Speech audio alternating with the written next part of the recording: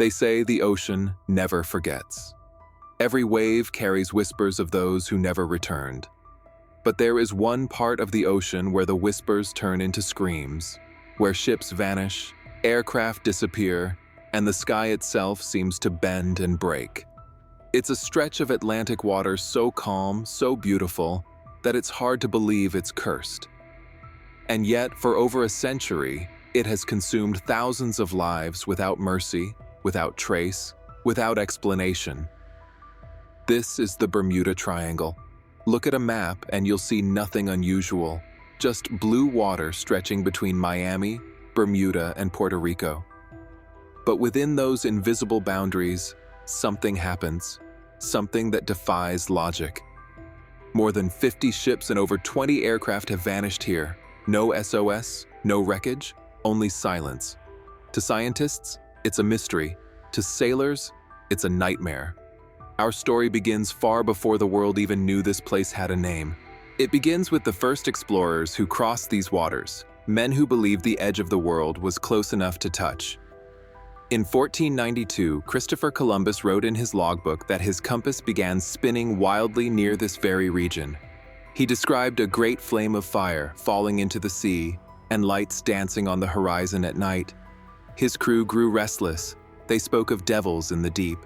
Columbus continued forward, but those notes, those few unsettling words, became the first written record of the strange heart of the Atlantic. Centuries passed, ships came and went, some never arrived. In March 1918, the USS Cyclops, the largest fuel ship in the U.S. Navy, sailed from Barbados to Baltimore with more than 300 men on board. The weather was calm, the ship's engines strong, but somewhere between Barbados and the Chesapeake Bay, the Cyclops disappeared. No radio call, no wreckage, no survivors. Search ships combed the ocean for weeks. Nothing. It was as if the sea had simply opened and swallowed it whole. The Navy's official report listed only 4 words: lost without a trace. 27 years later, the triangle would take to the skies. It's December 5th, 1945. At Fort Lauderdale, 5 sleek Avenger torpedo bombers sit lined up on the runway. The war is over, the world finally at peace, and this is just another training flight. 5 aircraft, 14 men. Their commander, Lieutenant Charles Taylor, is an experienced pilot who has flown combat missions across the Pacific. Their task is simple: fly east, practice bombing runs, turn north, then west, and return to base. At 2:10 p.m., Flight 19 takes off into a flawless Florida sky. For the first hour, everything goes as planned. Then the radio crackles. Taylor's voice comes through. Tight, uneasy. We can't see land. Everything looks strange. We can't find west. Controllers think it's a joke. Then the second transmission arrives. Both my compasses are out. We're lost. Within minutes, radio chatter turns chaotic. Other pilots report that their instruments are spinning. They can't tell up from down. The base instructs them to fly west, but Taylor insists the sun's position is wrong. They circle for hours. At 6:20 p.m., a final message cuts through the static. We're not sure of our position. The ocean doesn't look right. Then silence. The Navy launches an emergency rescue. A giant PBM Mariner aircraft with 13 men aboard takes off to find Flight 19. 10 minutes later, a ship patrolling near the Florida coast sees a flash of light, then darkness. The Mariner never reports back. No debris is ever found. 6 planes, 27 men, gone. The Atlantic, calm again, gives no hint of what it has taken. That single day carved the legend of the Bermuda Triangle into stone. News exploded across the country. Navy flight vanishes into thin air. Suddenly, the ocean had a new name: the Devil's Triangle. But Flight 19 wasn't alone. In 1948, a passenger aircraft called the Star Tiger vanished while approaching Bermuda. 31 people aboard, gone without distress signal. A year later, another, the Star Ariel, disappeared on almost the exact same route. Then came 1955. The Connemara 4, a yacht found drifting. Sails up, engine running, coffee still warm in the galley. But the crew, gone. Not a single footprint on deck. And in 1963, the Marine Sulphur Queen, a 524-foot tanker, left port in good weather. Its last radio transmission was confident. All is well. Then nothing. When search crews arrived, they found only small fragments of debris, pieces of life jackets, a floating board, scattered across 300 miles of empty sea. By the mid-1960s, the legend had reached fever pitch. Journalist Vincent Gaddis gave the region its modern name, the Bermuda Triangle. 10 years later, writer Charles Berlitz released a book that would sell millions, filling every living room in America with stories of supernatural disappearances, alien abductions, and portals beneath the sea. For the public, it was thrilling. For scientists, it was infuriating. Yet even the skeptics had no clear answers. Some pointed to the Gulf Stream, a massive river of warm water racing through the Atlantic, faster than any current on Earth. If a plane crashes or a ship sinks here, wreckage could be swept away within hours, leaving no trace. Others blamed methane gas hydrates, frozen gas pockets deep beneath the ocean floor. When they erupt, they can release bubbles so large they make water less dense. A ship floating above such a burst could lose buoyancy and sink instantly, vanishing in seconds. And then there are the rogue waves, sudden towers of water, sometimes over 100 feet tall, capable of destroying even modern vessels. Still, there were details those explanations couldn't cover. The compasses that spun in circles, the planes that vanished from radar mid-sentence, the strange lights, the radio static that seemed to hum like a living thing. Pilots have reported flying into clouds that shimmered like metal, only to emerge miles from where they should be. Some described a wall of fog that glowed green from within.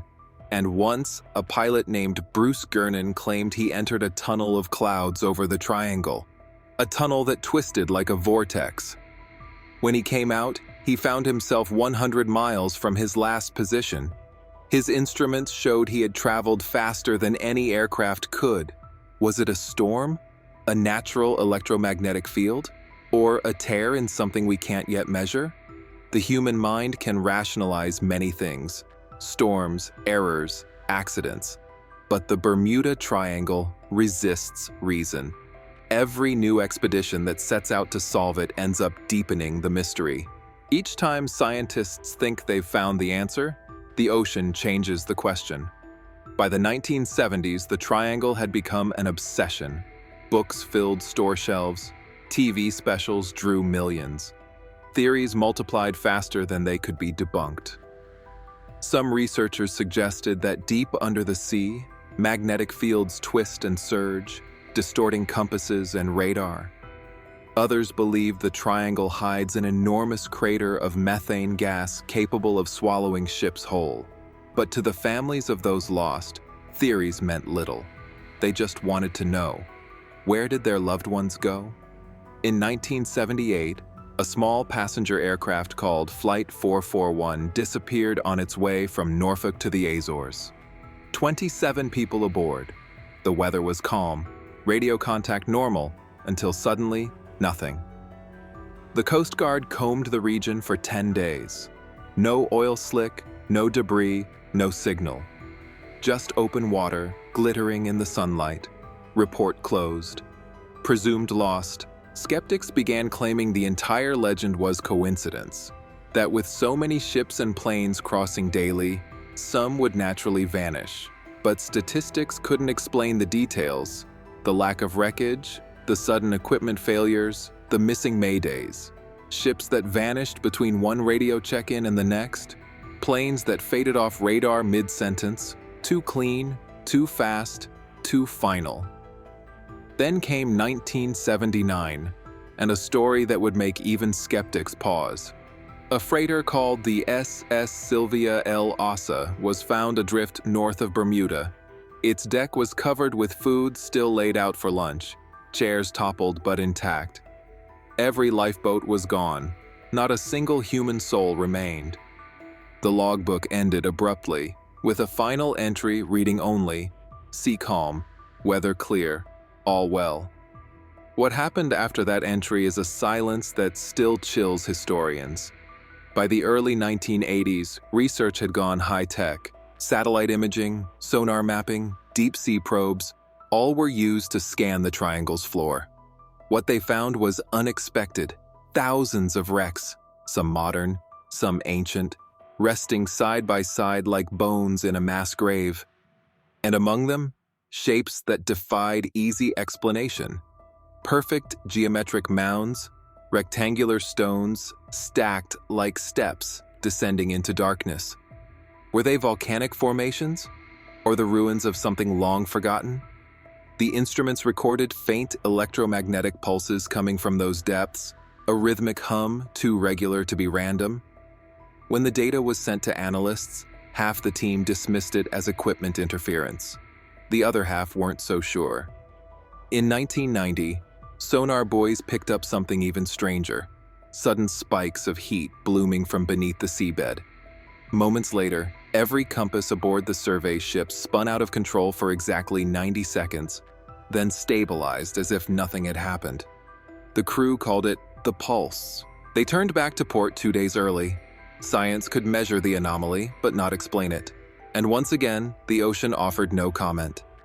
Then came the new millennium, bringing new disappearances and new technology to record them.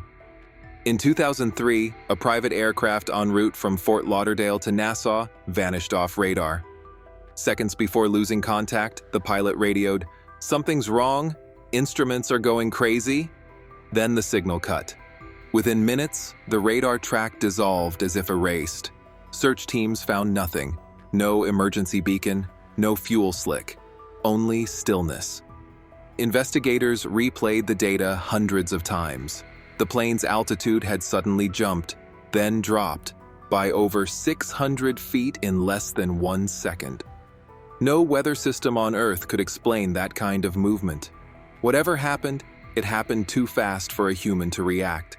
And through it all, the ocean stayed silent, a vast patient witness that never confesses. In 2016, new satellite data reignited the debate. Scientists from Colorado State University studying storm patterns over the Atlantic discovered unusual hexagon-shaped clouds forming over the Bermuda Triangle. Unlike normal cloud systems, these hexagons seem to trap air inside, creating microbursts, downward blasts of wind traveling more than 170 miles per hour.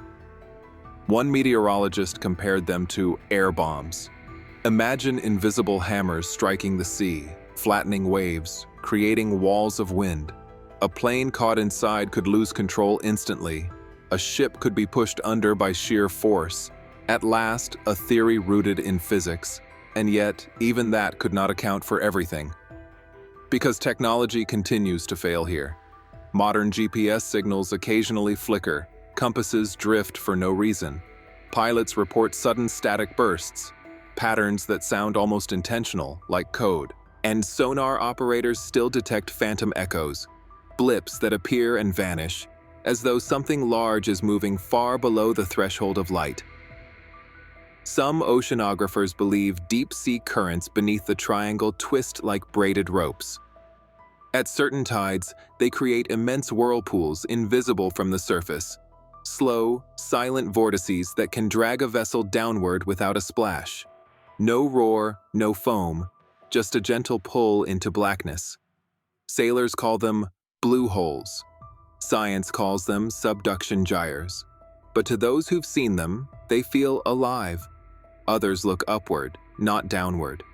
Astronomers point out that the triangle sits beneath one of the most active electrical zones in the atmosphere, a place where lightning storms, magnetic lines, and ionized air all converge. Could those electromagnetic storms distort perception, bend navigation, or interfere with human senses? The data isn't conclusive, but recordings show enormous surges of radiation passing through the area several times a year. Energy enough to scramble radio, distort radar, and perhaps, if myths are true, open cracks in space and time itself.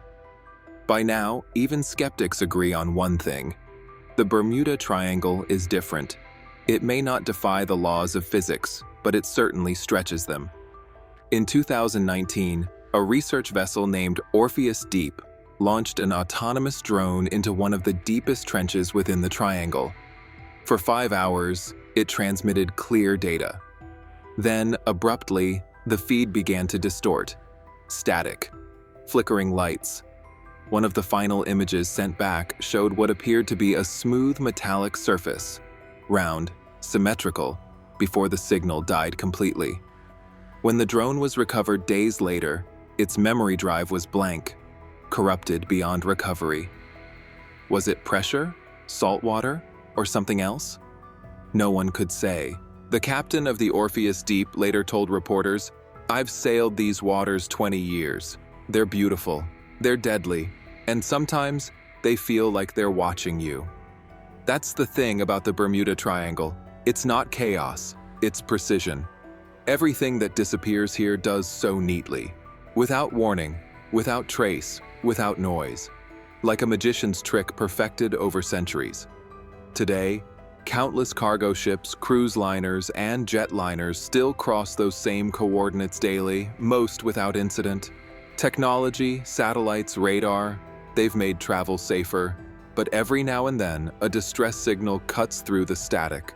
A reminder that the legend isn't done yet. A yacht found empty. A plane vanishing mid-flight. An SOS that ends mid-word.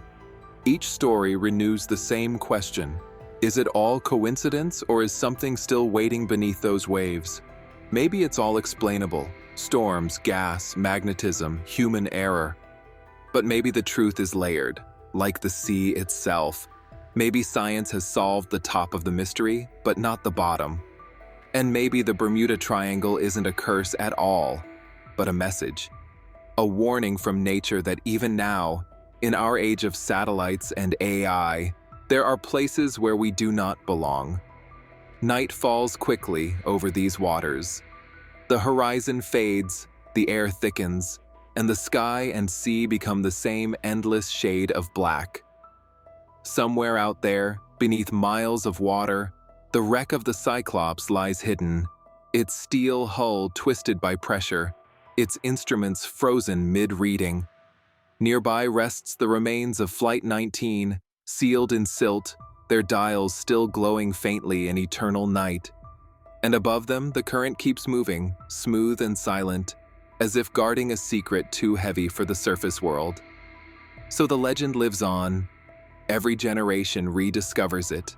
Every scientist tries to bury it. And the ocean just keeps smiling as if it knows something we never will. The Bermuda Triangle. It doesn't roar. It whispers. It doesn't attack. It invites. And those who accept the invitation seldom return. Because here, in this vast cathedral of water and wind, one rule remains unchanged. The ocean always wins. And sometimes, the most dangerous place on Earth is the one that looks most peaceful.